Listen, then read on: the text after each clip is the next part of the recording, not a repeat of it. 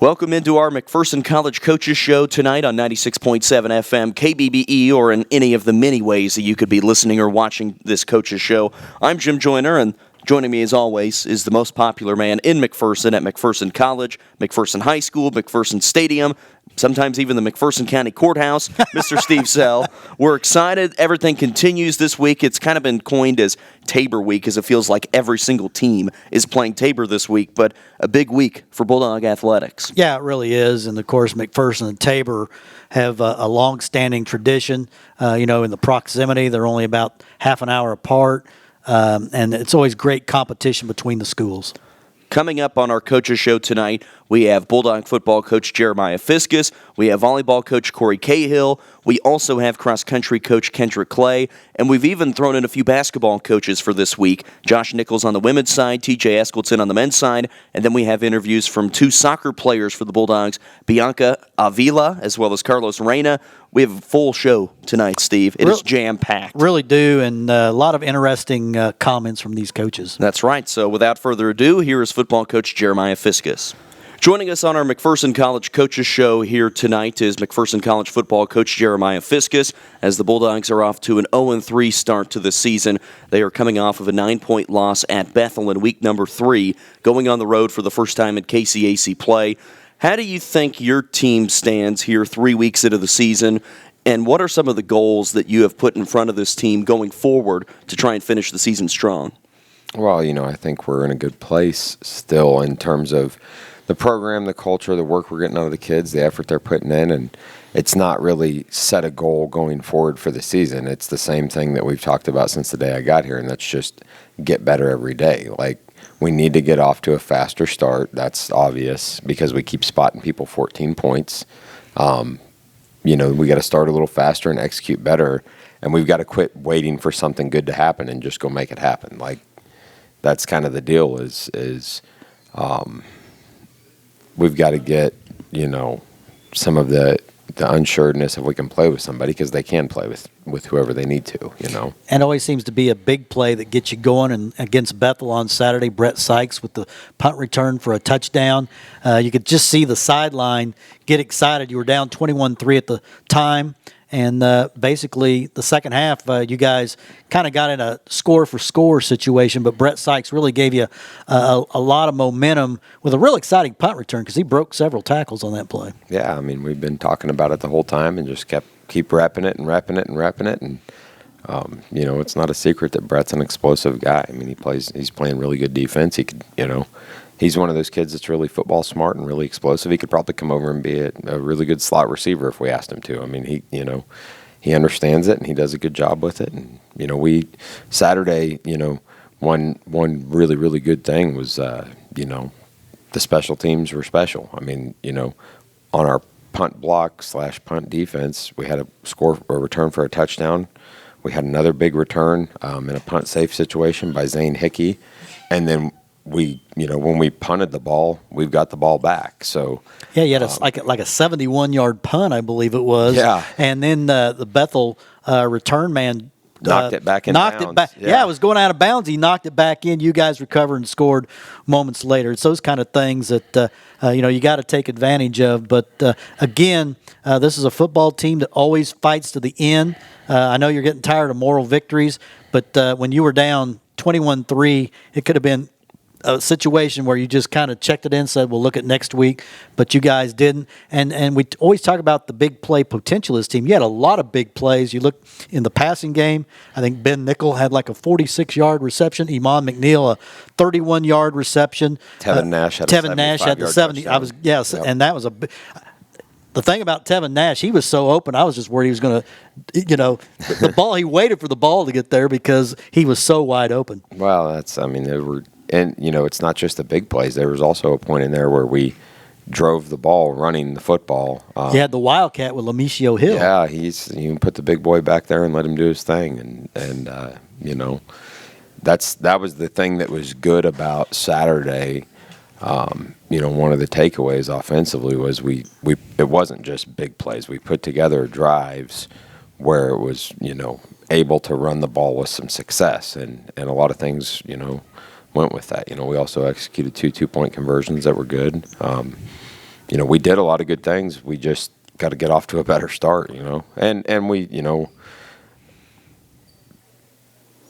quite honestly, we were a little aggressive on one of our fourth down decisions. I made a call that, just trying to get the kids sparked before half, get a drive, a 2-minute situation going, and probably shouldn't have done that on the minus side of the field. So 7 of those points are directly on me as a head coach. And then we took 6 points off the board with a touchdown on a broken play to Matari Bodie, and had a player, do a crackback block. And his whole life, all of their whole lives, that's been an award-winning block, in a team meeting, and they changed the rules this year. So we're still, you hate the situation, but you can't get mad at the kid for being aggressive and playing through the whistle and looking for work and things of that nature. But we're, it's kind of been the same thing every week. We're right on the cusp, and it's because they will fight. Now we're, there's some attention to detail and discipline things that we've got to get right, and, Sunday wasn't so fun for some of them. And what people have to realize, this isn't your grandfather's Bethel Threshers.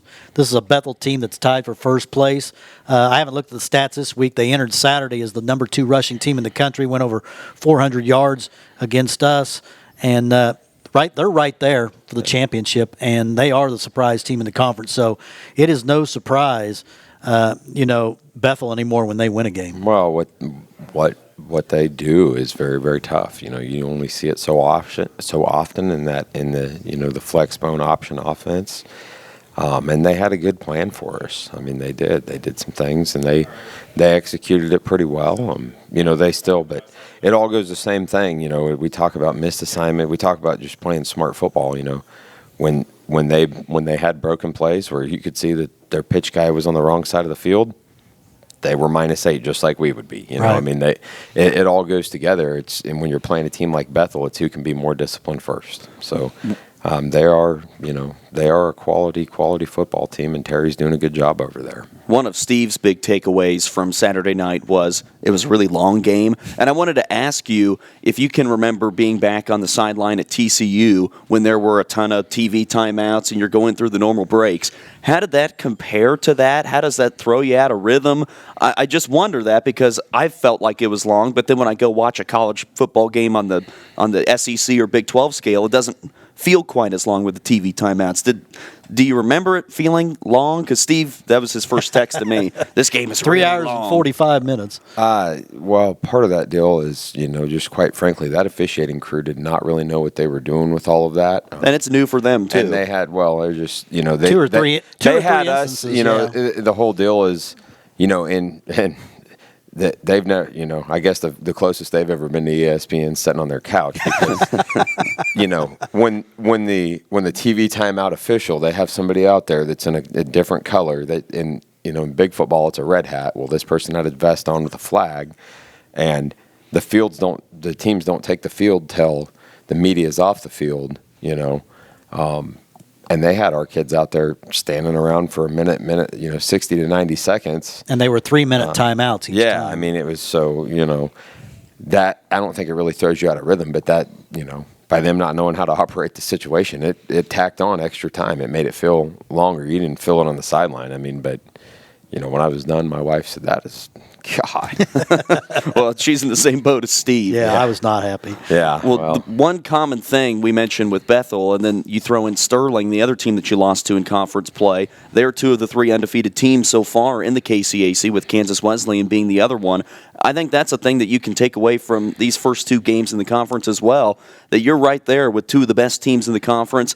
And now, once you get some of those top-heavy teams off the schedule at the beginning, you have some winnable games coming up here and some teams that I know that you are ready to compete against. You've got Tabor coming to town this week. I believe it's Friends the next week, and then I think Southwestern the week after that. You have some chances to make some statements now after you've got these first 3 games out of the way. Well, that's, the way we look at them is they're all winnable because they are. We've been right there. I think we've lost 3 games by a combined 20 points or something like that. And of those 3 teams, they are at this point 8-1. Langston. They lost to Pine Bluff. Who is a Division I FCS school, and then they got after Panhandle last weekend. So we've played good teams, and we're right there. So every game's winnable. We have to do our job. We have to do our job as coaches, and they have to do their job as players. They've got to go out and execute the things we're asking them to do the way we're asking them to do it. You look at Tabor this week. Traditionally, they've been a team very much like Bethel and Sterling in their offense, but I haven't seen them on film. But somebody told me they're not running as much of that stuff. Are they a little more open this year? Well, they're and I can kind of relate. They had their offensive coordinator got a head coaching job late in the summer. So they brought one of their alums back that had been coaching junior college football out there in California. So they're working through some things too. So they're a little bit different because they have a new guy there, a guy that played there and knows the system. But everybody's kind of got their own. I mean, just because you played in a system or coached in a system previously as an assistant or whatever doesn't mean that that's exactly how you're going to do it. So they're working through those things too. But anybody can go out and win or lose every weekend. And like I said, when you look at systems, you think of in the big college football like the air raid system.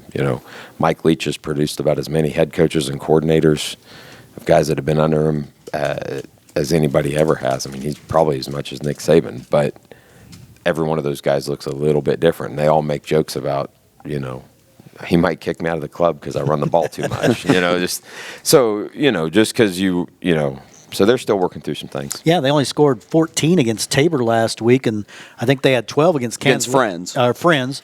And they haven't been scoring as many points as they traditionally have. They've been, traditionally a very high-scoring team, but this year it's more about their defense. Yeah, they're a good defense. They do some things that are really challenging, and they're a good ball club still. I mean, you can't. They're 2-2. They're 2-2. They're a good ball club, and that's always been a little bit of an unspoken rivalry just via proximity. Then there's a past there with Tabor, so it's always been a bit of an unspoken rivalry. They'll bring a tough team over here that's ready to fight, and always very big and physical up front. Yep.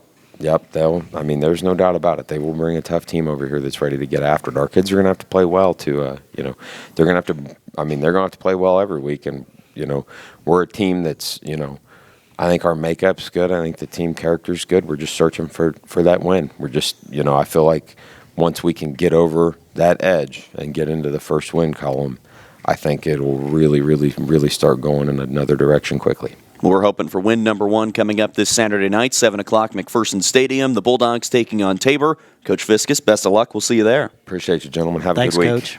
We continue on our McPherson College Coaches Show tonight by talking with Bulldog volleyball coach Corey Cahill after a little slower week for you guys because we only had one match, and it was a nice 3-0 win over Bethel.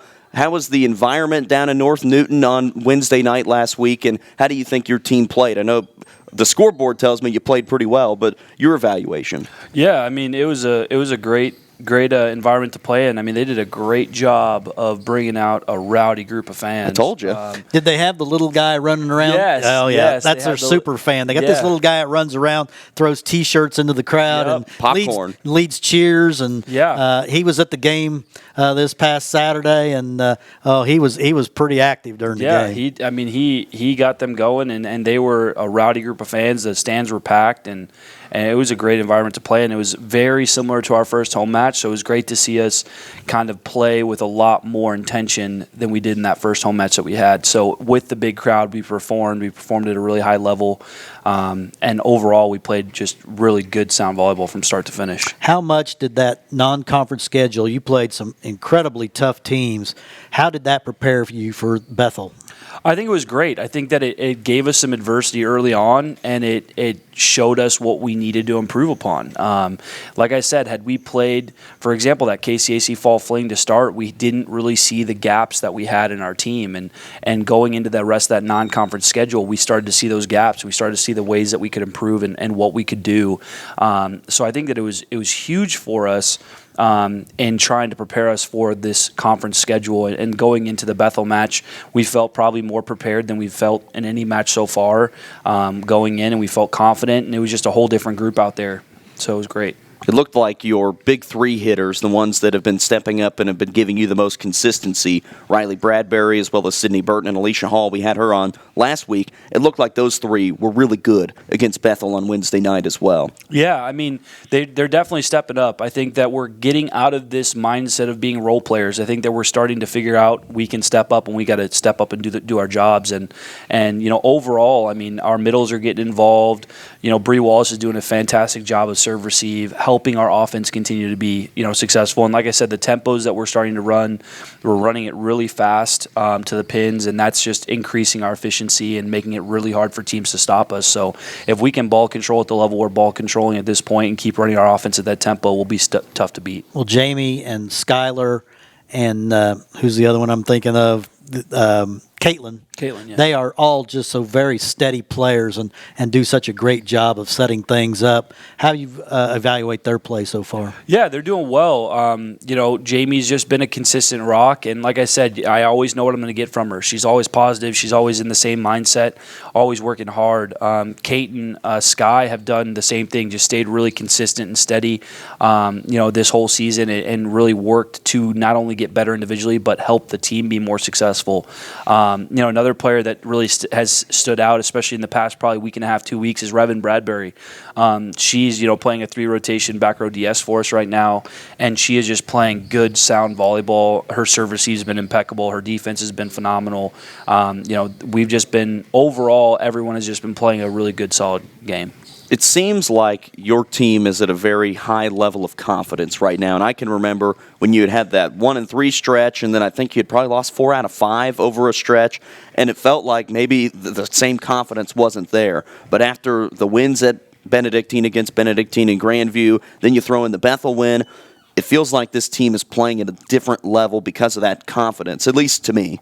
Yeah, so something that I've kind of noticed and we've kind of noticed is, early on it's less about confidence, more about trust. Early on, if I told them to run through the wall, they would have said, well, why? Or what if I can go around the wall? They wouldn't have said, okay, no problem. And now it's a matter of I tell them to run through the wall and they say, okay, how fast, how hard?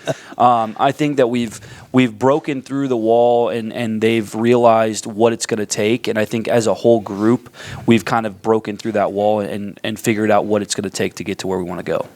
Well, as you take a look at I wanted to ask you a little bit about your recruiting and I don't know the flow of volleyball recruiting as well. I know with football that they're constantly kind of monitoring, and for you it's the same thing with following a season that is happening at the same time as yours. How do you guys handle recruiting? How do you go about that? As I think people would find that interesting to learn a little bit about insider volleyball recruiting. Yeah, so it just depends on the year. I'm always keeping my eye open. I'm always trying to find the next best player that's going to help us win. Do you get a chance to go out all that often? In my season, I normally don't. It's pretty sporadic when it comes to in season. When I'm in season, I'm in season. I'm bought into in season. It's a lot of just communication via email, the phone, stuff like that. The majority of the recruitment comes in the spring and the summer. I already have 7 commitments for the 2020 class. And how many seniors are you going to have to replace off this year's team? Graduating 5. Okay. So 7 commits for 2020, probably going to bring in at least a couple more, probably be at 8, 9 by the time next fall rolls around. What's an ideal roster? Because I think you do play some JV matches. Is that correct? We no longer play JV. Okay. We've just held a big varsity roster, just making it super competitive. Kids got to earn their spots on the travel roster first, and then they earn their spots onto the court after that. So it's just been a really hyper-competitive environment. We're holding, right now we have 24 girls on the roster. We'll probably stay in that range for the most part, maybe a little bit bigger next year because we graduate, I think, 12 after next year. So maybe inflate the roster a little bit at this coming fall just to kind of help with that big loss of senior class. Are you more of a junior college guy or high school guy? I mean, some coaches go with the philosophy, I want those 4-year players, but junior college players can come in and give you that immediate help. So for me, I want the best player that's going to help me. Okay. So whether that's junior college, whether that's a 4-year player, or they've been sitting at home doing nothing for the last 5 years, and you can pull them out. Yeah, or like a D2 transfer or D1 transfer. Yeah, sometimes there's girls that think they're Division I. They don't end up getting to play. They get discouraged. They want to go somewhere where they can play and have a lot of success. Yeah, for me, the biggest thing is just finding those players that not only fit the talent that I need, but also the culture, the community, the team that we're building, the family that we're building. And so regardless of age, regardless of experience, I'm just trying to find the best fits for us. My entire 7 right now are all freshmen. So I have 7 freshmen committed for next year. I might pull in a transfer. Potentially, I might pull a couple more freshmen. It just who's going to fit best to help us win next year. Well, it is Tabor week, as Sports Information Director Jeremy Nelson has told me. There are a lot of Bulldogs against Blue Jays matches coming up this week, and coming up tonight, Wednesday night, when we're airing this, you guys will be taking on Tabor at the Sports Center, 7 o'clock. So we're going to try and air this at like 6:20 to give people a little bit more time to say, wow, now I know about volleyball recruiting. I'm going to go out and watch them at the Sports Center. Here's your 60 seconds to preview this upcoming match and what you want to see from your girls tonight. Yeah, I mean, the biggest thing is just to go in with that same mindset, this competitive mindset, the drive, just to know that we're going to play on our side of the net regardless of what they do. If we can execute our game plan, if we can do what we need to do on our side, then we'll come out with the W, and I think that we know that going into it. They're an improved squad. They've definitely improved. Marshall's done a really great job. He's a first-year head coach there as well, and he's done a really good job with the group that he has. So it's just a matter of us going in and playing our game, and if we can do that, then we'll be just fine. Tabor was one of the longtime staples in the KCAC several years ago. They really took advantage of having Mound Ridge nearby because they got a lot of Mound Ridge girls I know that really helped them. But like you said, they have fallen back just a little bit, but it's McPherson Tabor. You can throw the records out the window. For sure, yeah. I'm excited to see what we do, and like I said, I think that they're an improved team from last year. I think this whole conference has improved from last year, and so I know a few years ago Tabor was a powerhouse, and they've dropped off a bit, but I think that they're on the upswing again, and I think that it's a matter of we got to go out and play our game. Well, Coach Cahill, best of luck. 7 o'clock tonight at the Sports Center. We'll see if we can send a few people out to the Sports Center to see you guys play. I think they're going to hear this and say, you know what, I need to get out there. I've got my red shirt in the closet. I'm going to go put it on. Sounds good. Thanks. Okay. We continue on our McPherson College Coaches Show, and we will talk with a member of the Bulldog women's soccer team, that is Bianca Avila. Welcome here, Bianca. And I wanted to learn a little bit about your journey to McPherson College. You are from the great state of California, Yes. Rancho Cordova, which for those of you that don't know, right outside of Sacramento. Tell us a little bit about how you got here to McPherson. I played 2 years at a junior college at American River College, and then Mark and Francis recruited me, and now I'm here in Kansas. So American River seems to be a very popular junior college for Kansas conference schools. It seems like if you go down the rosters of football, soccer, volleyball teams, a lot of athletes. How big is American River? Because it just seems like a lot of athletes come out of that school that play in the KCAC. it's actually a really big junior college. I feel like it's bigger than here at McPherson, so it's big. How did your junior college experience compare to being at a four-year school, smaller school like McPherson? How did that transition work for you, like on the classroom side of things? With the classroom side of things, I'm used to like having a really big class size. So coming here, it was nice because it's more one-on-one and your professor actually gets to know you, and I really like that. And that's one of the main reasons I actually picked coming here, because I wanted the small class size and I wanted to get to know everyone in my classroom and like get to know my teacher and be on that like first name basis. Staying on the education theme, what is your major and what are your future goals after you graduate? I'm an elementary education major. Ooh, teacher. So, yes, I want to be a first grade teacher or a kindergarten teacher because I just love kids.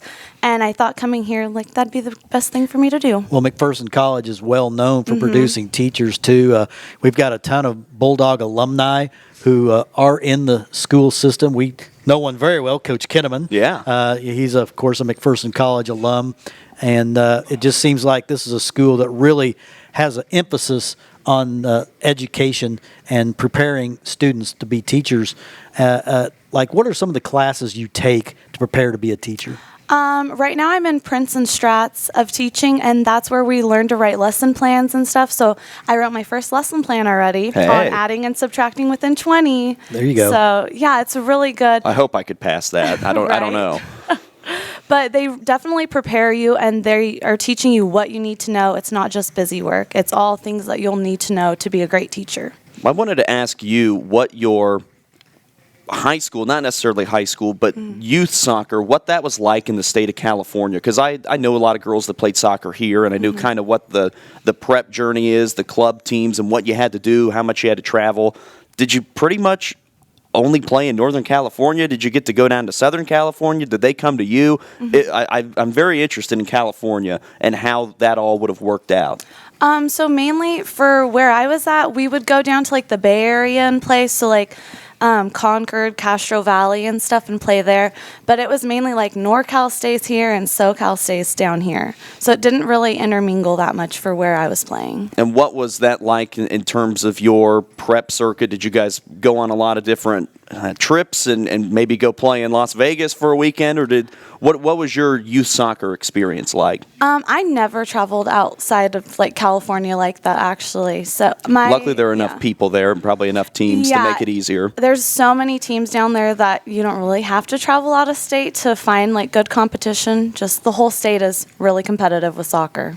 Let's talk about the Bulldog women's soccer team. You've wrapped up non-conference play. You guys played a very difficult non-conference schedule. What do you feel like the team can take away from those really, really tough games that you played heading into conference play? Well, so we have been learning from every game we've played. We've learned and we've gotten better, and so we're ready to take on conference and just get our first win.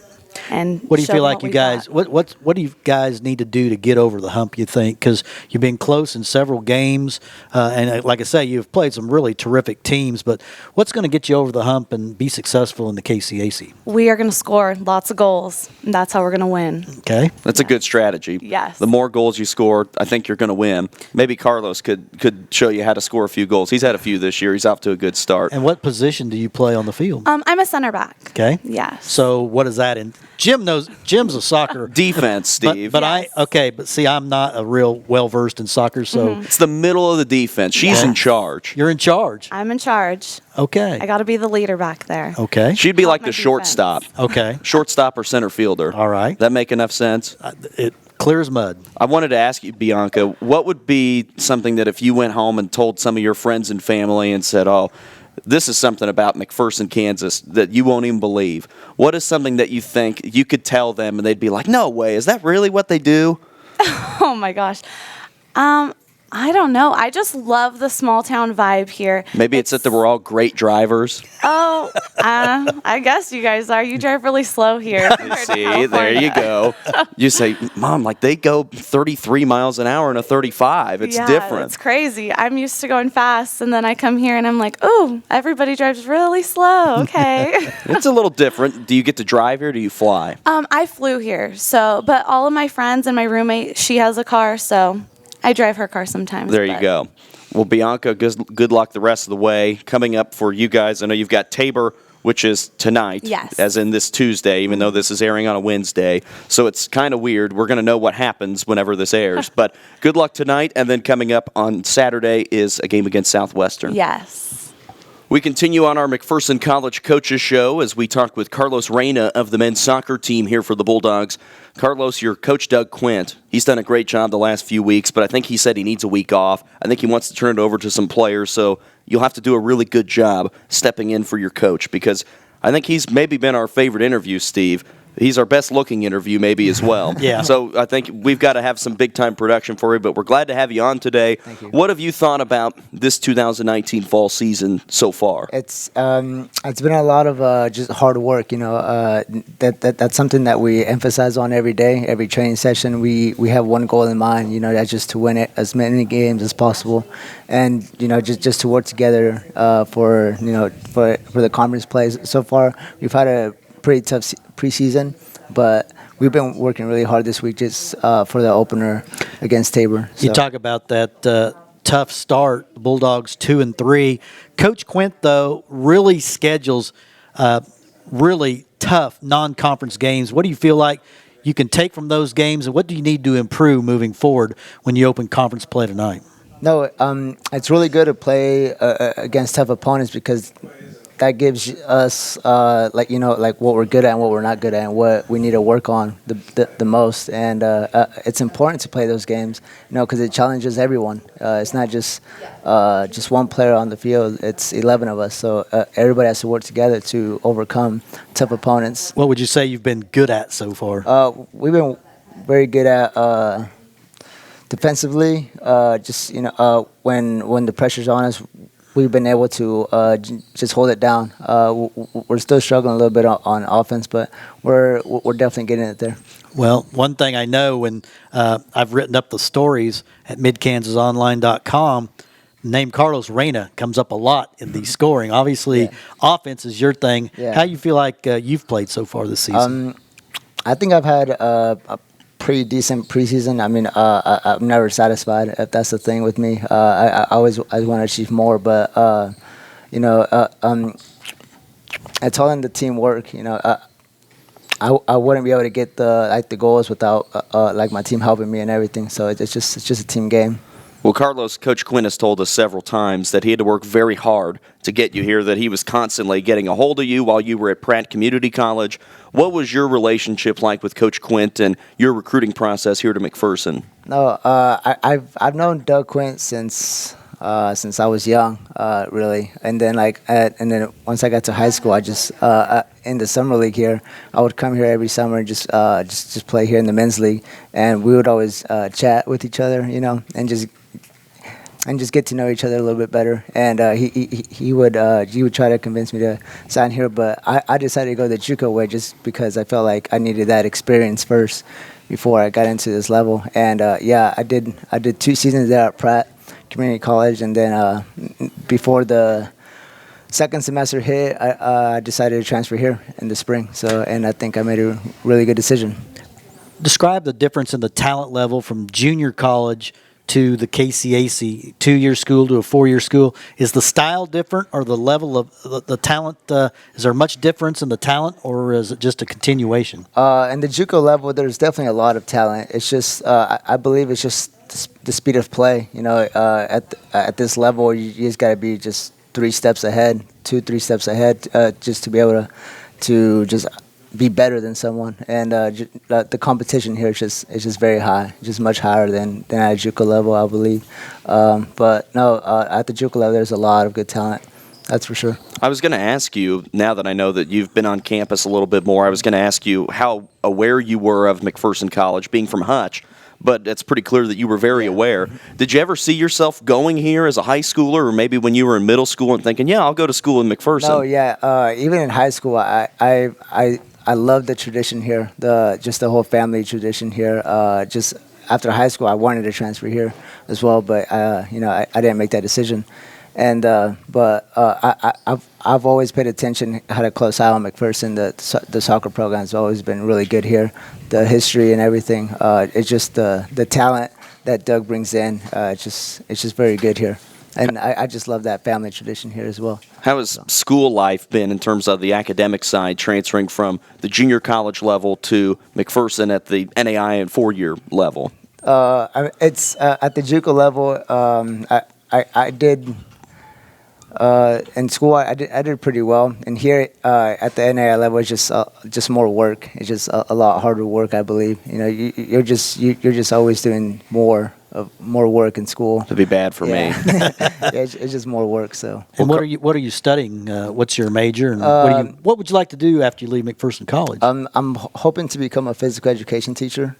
So right now I'm taking teaching classes, and that's going really well. So. It's a good way to do it. Yeah. All right, Carlos. Well, best of luck. You've got Tabor tonight, which for those of you listening on Wednesday means yesterday. But then you've got Southwestern coming up on Saturday. So best of luck as you begin KCAC play this week. Thank you. We will continue now on our McPherson College Coaches Show by talking with cross-country coach Kendrick Clay. You had the week off, and so you decided to dress down and be right here with us. You trying to match us, and so we feel a little bit better about that. How did your team like the week off without racing? I know you raced on Saturday, but the time off, how did that help your team? It kind of helps you refocus, kind of reflect a little bit, but also it gives you time to adapt to the training and racing load that you've had, and that's what the name of the game is. It's not whether you're willing to do the work, it's how you recover from the work. So having that week off and those planned rest periods is pretty important. The last time we talked with you, you said you were really battling some injury situation. Update on those. We're seeing some progress. Our training staff does a great job.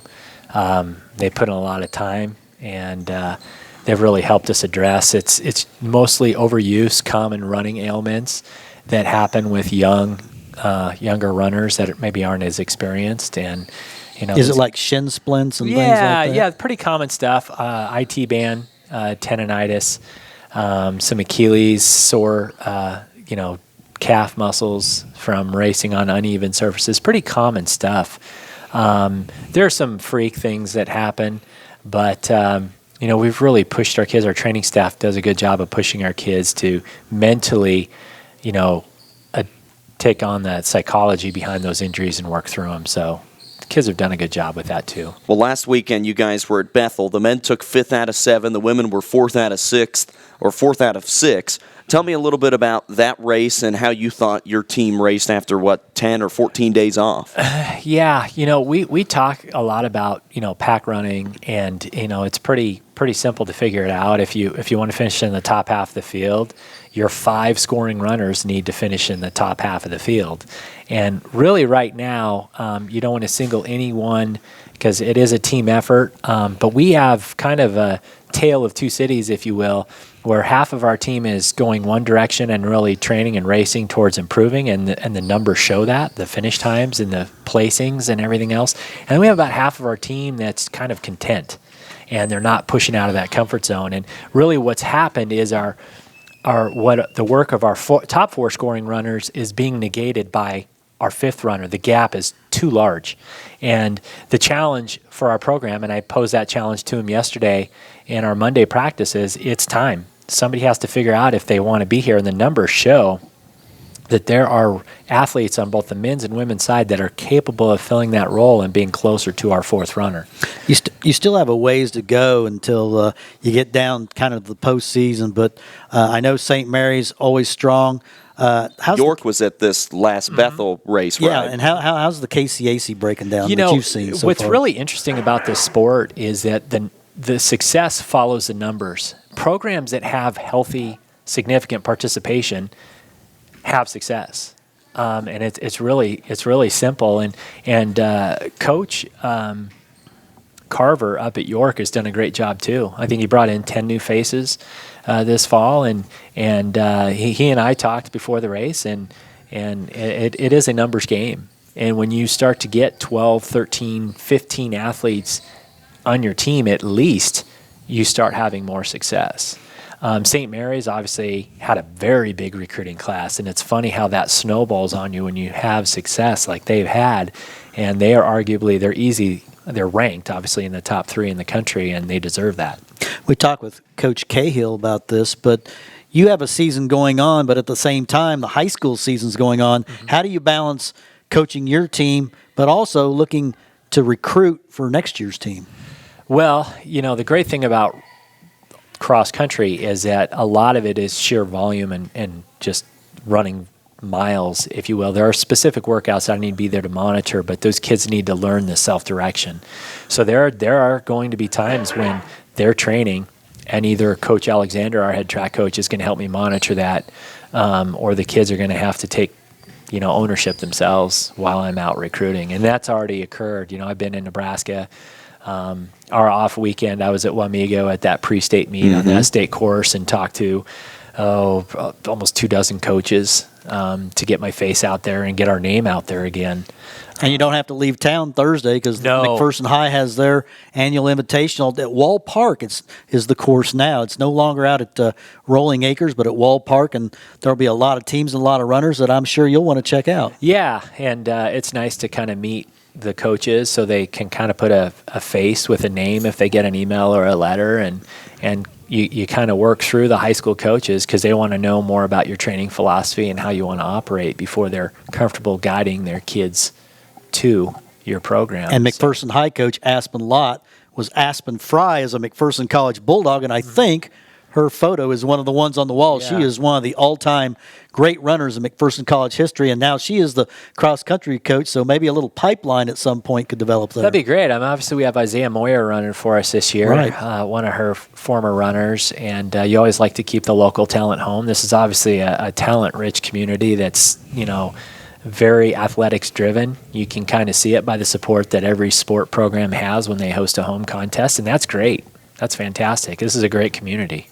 Well, and Tabor Week continues on the cross-country side. It's not just volleyball or football or soccer. Cross-country as well at the Cottonwood Challenge in Hillsboro coming up on Saturday. What are some of your expectations for this upcoming meet? They relocated their meet due to flooding on their traditional course, so I don't know much about it. It's supposed to be flat and fast. We'll see if we run our full squad. We're still working through those health issues as we talked about.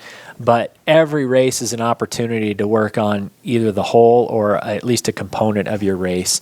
And right now, again, on both sides, we need some athletes to step up. Hopefully, we obviously want our top 4 to continue to do what they're doing and run well and putting themselves in the upper third of the field. But we need a 5th runner or 6th or 7th to at least try and stick with them for at least part of the race, and then hopefully at the end of the year we do it for the entire race. Well, Coach Clay, best of luck on Saturday, as you are, I think, the only McPherson team a part of Tabor Week that has to go on the road to Tabor. Yeah. I think everybody else is at home. Never mind, soccer is also away. Yeah. Well, I'm excited. I mean, we've got some folks in the community that here, hopefully in the next year or two, that we'll be able to host at a permanent cross-country location and get a home meet for our high school, middle school, and our college teams. So kind of excited about that eventually we'll have another home meet, and I won't be on the road all the time. Continuing on our McPherson College Coaches Show, we're now joined by women's basketball coach Josh Nichols. This is year number 2 here for you here in McPherson. How has this transition this summer going from year 1 to year 2 been different from year number 1 where you were still trying to figure everything out? Now you're the most popular guy over here. Oh, obviously I'm the most popular guy. But, obviously we don't have the move, trying to get the family moved here and trying to figure out where my office is and all those little small details that you have to do when you make that transition. So everything is much smoother. Had the full year to recruit, which was nice. And so the transition has been much smoother year 2 than year 1, obviously. Well, you are now a member of the cross-country team, right? Yeah. 11 miles every Saturday. 11 miles every day. That's what I heard. Well, yes. You run from Inman to McPherson every day. Yeah, then I get and a ride. back. I get a ride back. Oh, well, yeah, that's true. Well, on the basketball side, as you look at last season heading into this season, your team really showed some great improvement down the stretch. You turned things up. You were beating teams left and right. The pressure was on. That you showed that this is a team that wants to play in-your-face defense. How do you see that style transitioning here into year number 2? Do you hope to continue with the same style, or is your personnel a little different and you'll adjust to it? No, we're going to play the same way. I recruit to the way we play, and I feel like we've got a few better athletes. We got a little bit longer, a little bit faster. We can jump a little higher. So I feel great about where we're headed, and we're just going to turn the pressure up just that much more. One thing you did last year is you played a lot of women. You played 10 or 11 every game to keep that pressure on. What's the rotation kind of number you're looking at for this year? It'll be very similar. Okay. I feel like we're pretty deep. The competition right now, early on in our preseason, and then the first couple days of practice has been extremely high. So everyone's fighting for those minutes. That's what we want. We want the competition. So we'll be looking at the same type of rotation. Who are some of the girls that are coming back that you think are going to have that immediate role and that you see them immediately stepping in? I know Brittany Roberts, I know Danny Holt, that those are two that you'll lean on a lot, but who are some of the other ones? Mason Mosley, she played a lot as a freshman at the point guard spot as a backup. She's fighting for that starting position this year. Really good leader, does a lot of great things on and off the court for us. Brittany Harlow is going to be a senior. She had a big role for us last year as a defender, getting her more comfortable on the offensive end, and she's done that through last postseason through preseason this year. So those two right there, and then another returner that actually didn't play last year but was on the team last year, Monty Gilroy. She probably could have been an X factor for us last year. Had a knee injury that set her out for the whole year that could have turned us into a 500 team to maybe a I think she sat next to us at the broadcast table. So, having her around is going to be a big lift for us as well. Now the thing that everybody wants to know about the Mac College women's basketball team, what do you have coming in? Who did you go out and get? Did you go the JUCO route? Did you go more high school? Who do you have coming in, and how many do you have coming in? We brought a really good mix in. We got 13 total new players. About half of those are transfers. The other half are all freshmen. So Molly Schulten, I know I was going to butcher the name. Molly Schulten. I got faith in you. A JUCO kid out of St. Louis Community College. Good size, about 5'10", 5'11", can really shoot the ball for us. Brittany Jarvis out of California, another good shooter for us that we brought in. Victoria Aites she's a 4-year transfer from out of Dallas. She's going to be really athletic for us, really be a good defender for us on the ball. And coming around offensively, as far as a couple freshmen go, Kanaja Upchurch, Erica Diaz, they both have come in and just really put the pressure on all the returners and all the JUCO kids. And you're not afraid to play freshmen. You showed that last year. I think your motto is, if they're good enough to play, you'll play them. Absolutely. And that's what I tell them. If we're going to play the best players, and if that's a freshman, that's a freshman. Well, and as we take a look to this upcoming season in terms of KCAC teams, last year was a really good year for KCAC women's basketball. There was a ton of talent from 1 through 6 that every team in that range had a chance to win the conference. And it seems like this year again, there are some really good teams that are coming back. I know that Tabor will have a strong group coming back from their run. Sterling was great at the beginning of the year last year. You throw in Bethany, you throw in Kansas Wesleyan. It's going to be another tough year in the conference. What do you want to see this team do to take that next step to getting into the top 8, top 6 in the KCAC? More consistency. Offensively, last year was our biggest struggle. We did not shoot the ball well from outside, and that's what we got to do to be able to make that next jump, is be more consistent from the 3-point line. We can't shoot in the 20s from the 3-point line. In today's college basketball scene, that's not acceptable. Well, that and rebounding. You're not an overly big team. I'm not sure how much size you have this year. I haven't really looked at your roster, but rebounding the basketball is another key. Mm-hmm. Before I came here, we led the nation in offensive rebounding. That's what we always want to do. We want to be in attack mode all the time. So when that ball goes up in the air, we can't stand there. Well, Brittany Roberts certainly goes after it, and Danny Holt. Yes. So those two. They lead the conference in bruises. Yeah. Well, Coach Nichols, best of luck as you get ready for the upcoming season. I know we're excited to be down there with you courtside. Steve and I, we were down there a lot with you last year, but now we get to talk, and maybe you can just listen to us instead of watch the game. Yeah, Steve's trying to make subs all the time. So. That's true. He's going, Harlow, get in there. Come on. What are you doing? But we're excited to get this season underway, and I'm sure you'll log 100 or 150 miles before then. Oh, absolutely. All right, we're wrapping up our McPherson College Coaches Show tonight with McPherson College new Bulldog men's basketball coach TJ Eskildsen. How has this first summer been for you in terms of taking over the reins from Coach Swartzendruber, the recruiting process of that, and then obviously getting ready to play basketball here in about a month? Yeah, it's been a fun experience. I think our guys have been really good. They've been working really hard this fall, getting ready for the season. Their effort has just been excellent. Their attitudes have been excellent. Recruiting wise, I feel like we've added a couple pieces that I think will really help us this year. Just seeing how they fit with the guys that are returning, as we have quite a few returners coming back, which always helps. But seeing how that fit with them, I think is exciting for me. After a long time with Coach Swartzendruber, now you're in charge. What stamp do you want to put on this program? What could we see maybe different from recent years? I think that my goal is to have our team known as a team that's just relentless. I think we're gonna push the pace offensively a little bit more. Defensively, we may change philosophy just slightly.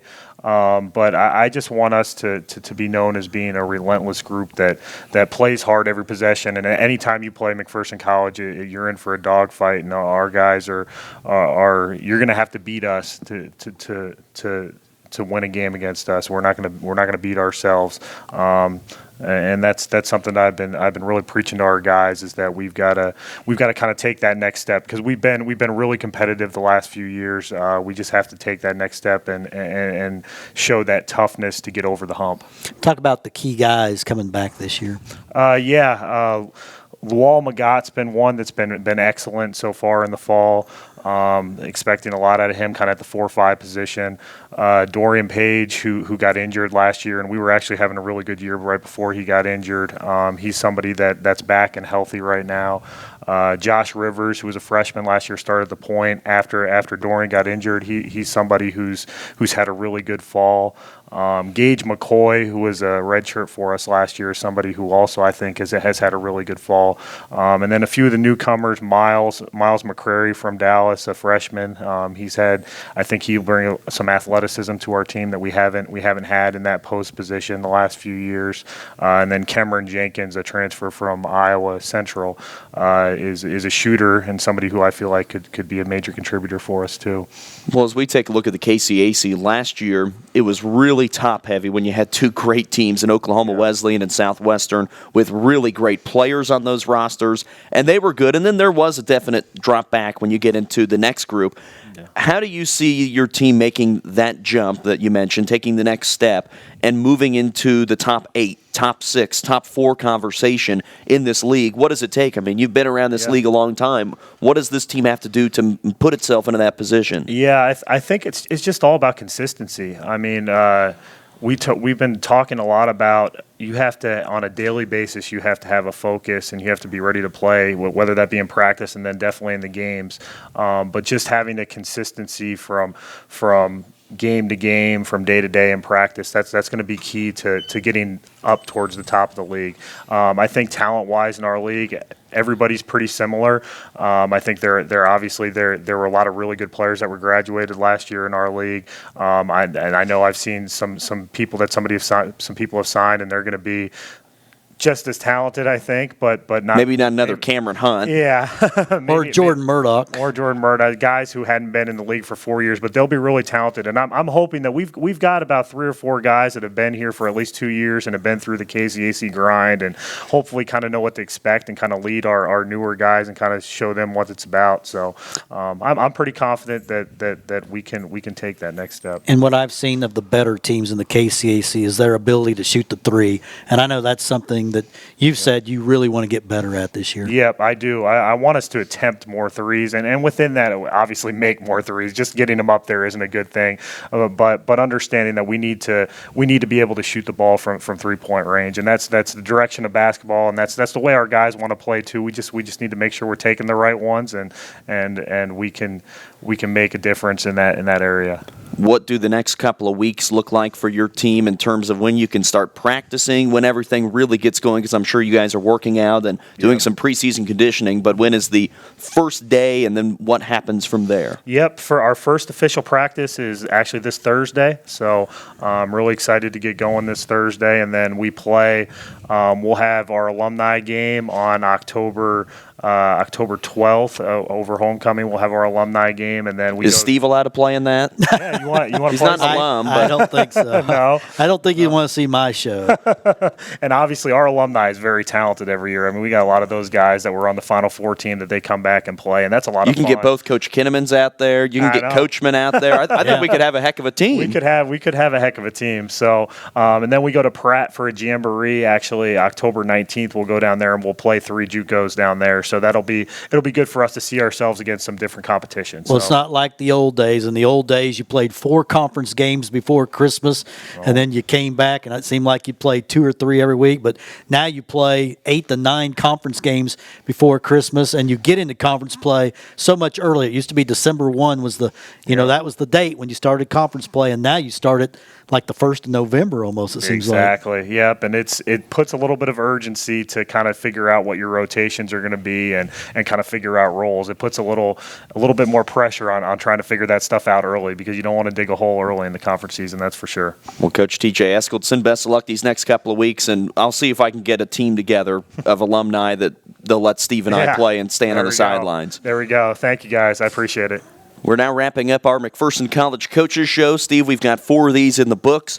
Maybe the best one yet. Let's not say that because Coach Olson is walking by and he wasn't on this show. But it was a great show. It was jam-packed, all sorts of good stuff. We're glad to keep it going. And I always enjoy the interviews with the student athletes to kind of find out where they came from, why they came to McPherson College, and they have very positive reviews of McPherson College, and it seems like every athlete we had on has just been thrilled that they're attending school here. That's right. All right, Steve, let's run through all the ways that you can watch or listen to this. Of course, if you are finishing listening live at 96.7 FM, well, congrats, you've made it through. You're already done. You can always listen online as well at midkansasonline.com if you're not around a radio or you're not in McPherson at the time that this show runs. We also post this on our podcast page at soundcloud.com/KBBE Sports, and you can also watch the full video at the Mac Bulldogs YouTube. I think we knocked it all out there, Steve. I think we did. We had a busy day today. That's right, and we have Bulldog football coming up on Saturday night at McPherson Stadium. We will have that broadcast here at MacBulldogs.com starting at 7 o'clock as the Bulldogs take on Tabor, and will be looking for their first win. Yeah, and I think they can get it if they just get off to a little better start. They've played great second halves in every game. They've actually outscored their opponents in the second half this year. Well, Steve, it was a great show. I'm proud of you. I'm proud of us. I'm proud of our coaches, our athletes. It was a great show today. That's right, of course. And always, Jeremy Nelson, very proud of him. So we wrap up our McPherson College Coaches Show on 96.7 FM, KBBE.